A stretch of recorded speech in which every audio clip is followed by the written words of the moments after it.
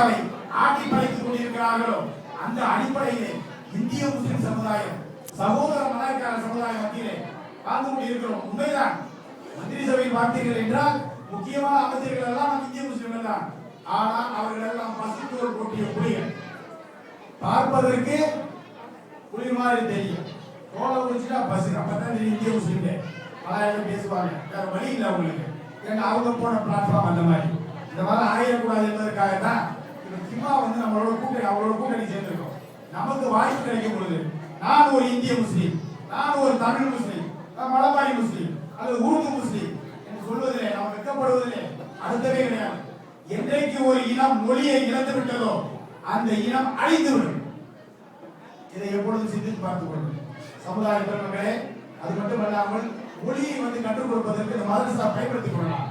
இப்பொழுது சிறு பிராயத்திலேயே மதரசாக்களிலே தமிழை கற்றுக் கொடுப்பவையானால் அவர்கள் எழுத்து மொழியும் வந்து விடுவார்கள்.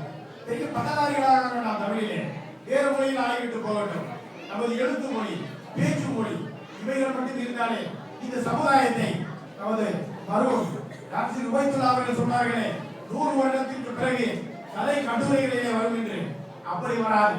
இன்னும் 1000 ஆண்டுகள் ஆனாலும் இந்த சமுதாயம் இந்த உலகத்திலே இந்த நாட்டிலே வாழ்ந்து கொண்டிருப்போம், வெற்றியாளர்களாக இருப்போம் என்று கூறிக்கொள்கிறேன். இளைய பெருமக்களே, இளைஞர்கள் துணிப்போடு இருக்க வேண்டும். இந்த சமுதாயம் நான் இந்திய முஸ்லீம் என்று கூறுவதிலே பெருமை கொள்ள வேண்டும். மலாய்க்காரர்களே இன்னைக்கு மாமா என்று கூறுவதில் பெருமை கொள்கிறார்கள்.